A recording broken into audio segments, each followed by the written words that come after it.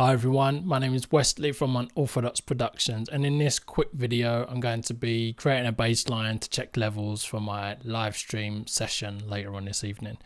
If you stick around to the end, I will run through everything that I've got going on here. So the plugins, so this is on my bass, that's on my bass, that's on my bass, that's on my bass, and that's on my master stereo output.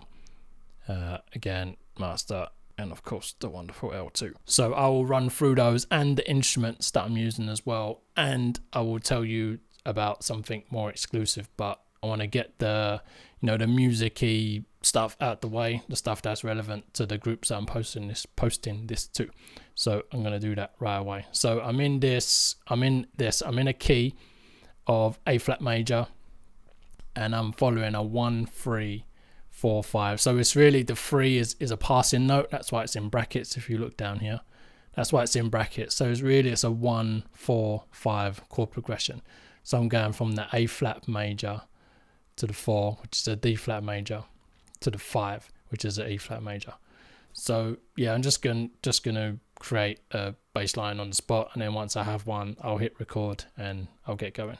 I do have some drums here, but they just didn't sit right. I was doing mix just now, and this is like, I'll put them in maybe, but for now it's just this.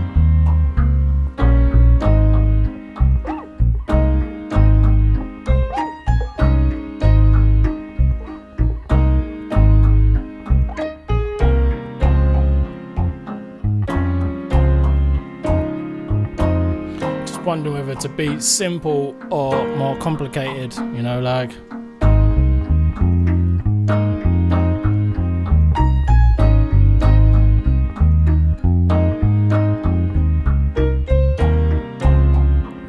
What I was doing before more.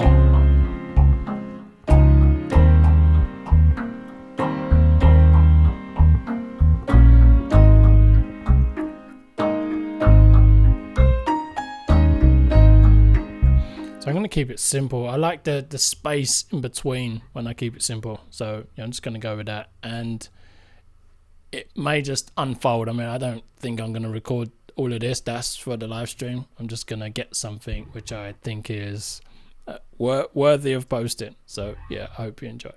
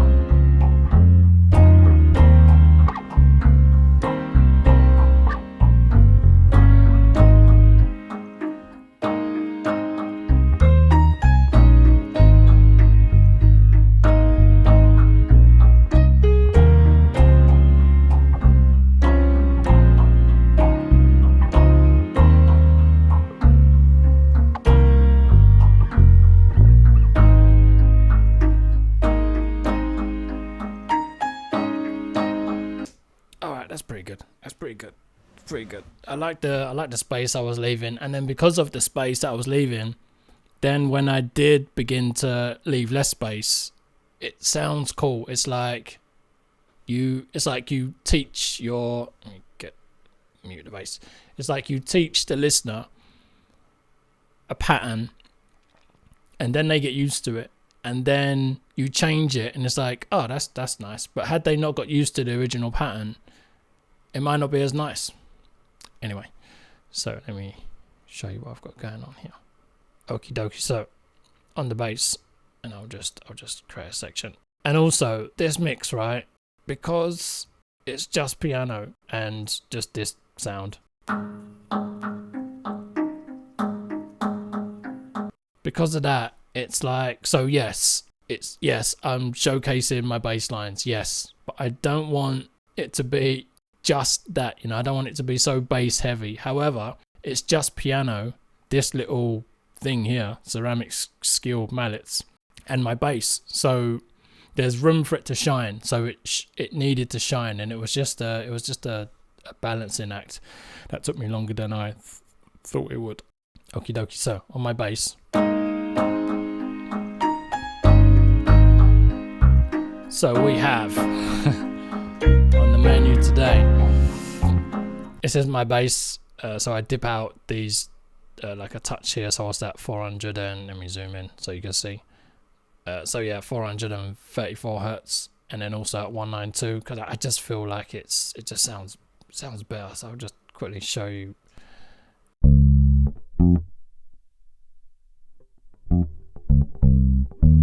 And I just feel this is instantly better. So you hear the increase in volume. So that is because I've dipped these frequencies, and then I've boosted the frequencies. I've boosted everything, but it's like, so you pull one down and then push up the rest, so the rest have emphasis. It's like I've boosted bottom end kind of thing. So then this as well.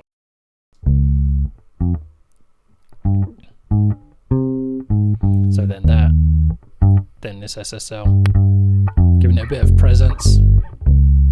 Okay, let's bring it down a bit now. Bit of presence, and then and bottom end as well on that for sure. It's sounding good now. And then this little bit of distortion just so it can cut through. Just rebalance it now. Cool. Alright, so then this is like a really good find. So this is Omnisphere, and it's in ARP and BPM. So I'll just show you the drums that I've got. So the drums are cool, they're alright, but just this was like, I don't know, more emotion inspiring, so I ran with that. So with this, I've got this filter, just filtering off the bottom end. Then this EQ, so I'm boosting quite heavily at the top because I've already got bass, right? So I don't need bass so much. So I'm dipping out 256 hertz.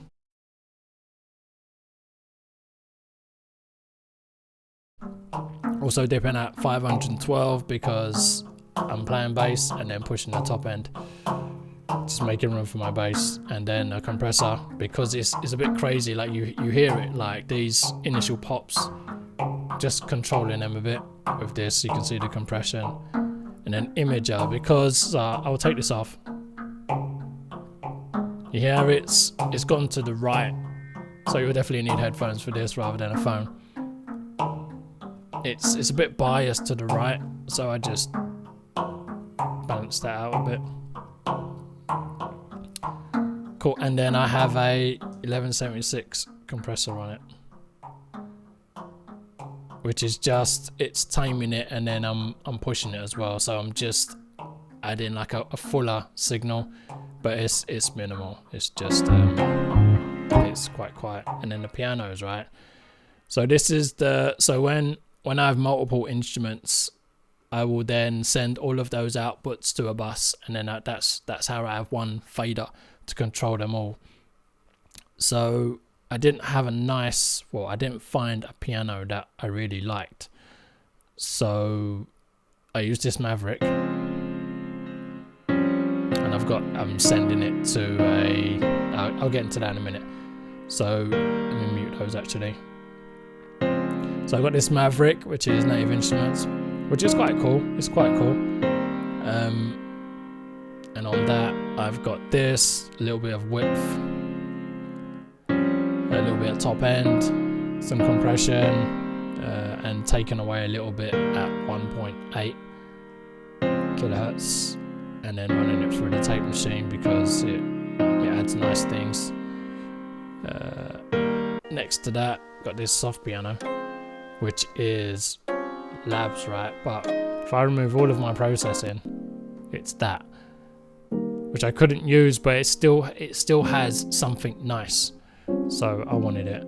So I did the filter, taking off most of it. So then, because all of that's gone, I need to add gain, 10 dB, quite a lot.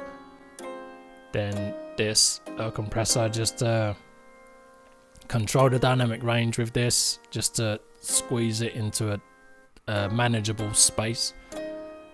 And then I have this EQ,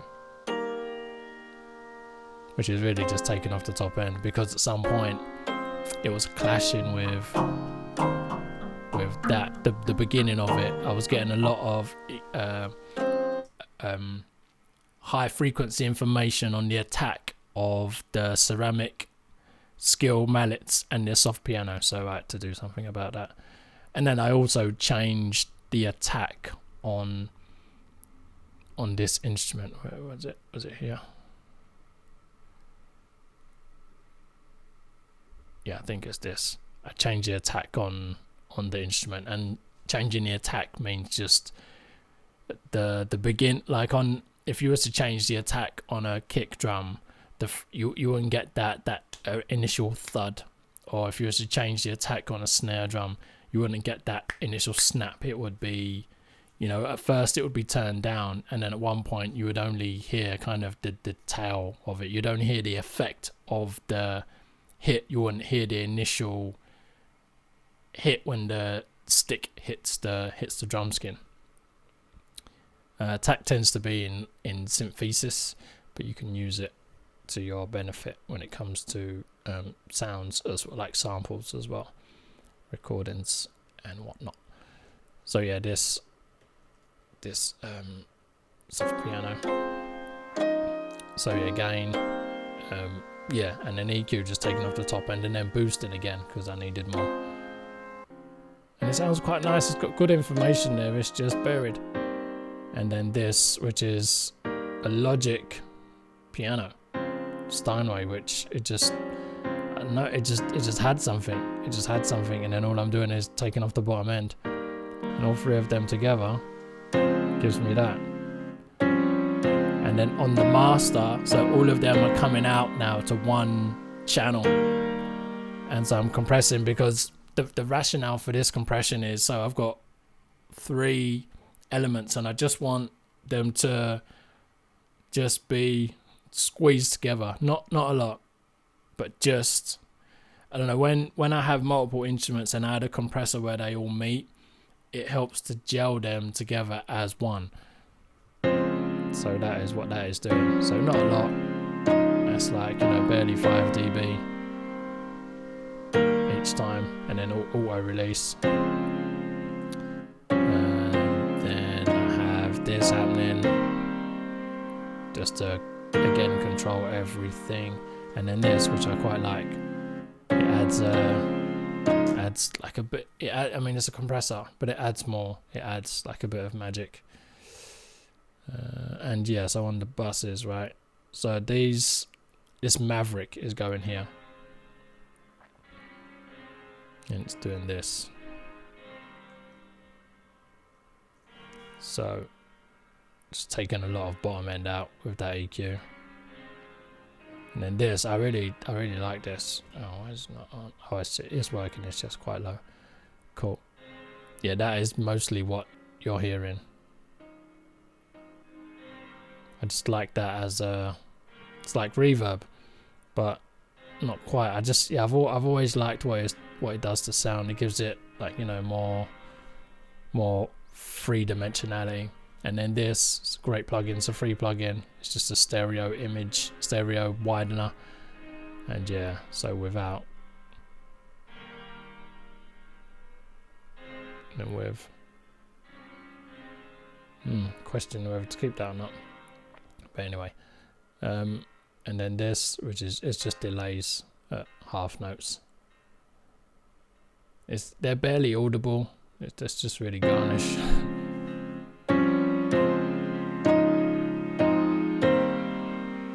There they are. Dun, dun. Okay, cool. And then on the stereo output, I've got this. This is an NLS channel. If you're not familiar with this, it adds like a bit of magic. And the Pultec, which again has magic. Without the Pultec on the main output, it's like, oh, let me show you what it's like. So I'm adding top end here, but it also just adds, for me, it widens the mix in a way. Like I always have it on the master output, or always. I tend to have it on the master output just because of the sound it adds, even if I don't push any frequencies or dip any frequencies. And then the SSL compressor, because this is like the sound of music, not the musical. When you have this on, it's like it makes your track familiar to your senses because so much music has gone through this kind of compressor. And so I can only assume that this emulation is quite close to the real thing. And then the L2, because during the live stream, I don't want to be peaking and I really want to control my levels. I'm still kind of tweaking my levels. But yeah, man, that's it really.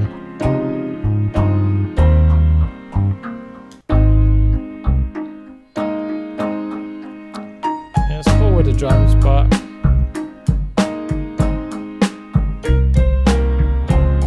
I don't know, it's just, as I said, it's just more sensual this way. Alright, cool. So yeah, that's the end of this video. I'm gonna end it there. So yeah, thanks for watching. Thanks for letting me post to the group this part. So yeah, I'm done with the music, with the demonstration and stuff, but just want to speak a bit about my live stream. So I go live every Wednesday at 8:30 PM British Standard Time, BST, and I create 10-minute bass guitar I create 10-minute bass guitar loops. So I basically fill up this whole screen, and you can also buy it while you're on the stream. So I record it and then you see me upload it, and then you can scan a QR code, which is usually down there, like beneath this video. So you can scan the QR code and then go instantly to the baseline that you see me upload, and you can buy it like straight away. And if you do buy it, then you'll trigger a 24-hour timer, which will make it so that it'll only be available for 24 hours. So after that, it's gone. All the social media clips with that baseline in will be gone. This video will be not this video I'm talking like I'm on the live stream. The live stream video will be gone. There'll be no evidence from my side, at least, that this baseline was created, and that's just so that you have an exclusive baseline. Because I know that, you know, there are a lot of loops out there, but people can still find their way to using the same loops. So I figure I'll create an extra long loop, so it's less likely that you're going to choose the same part or compose the same snippets as someone else. There's that, but there's also the fact that it's going to be gone, unlike the other loops that are on the market.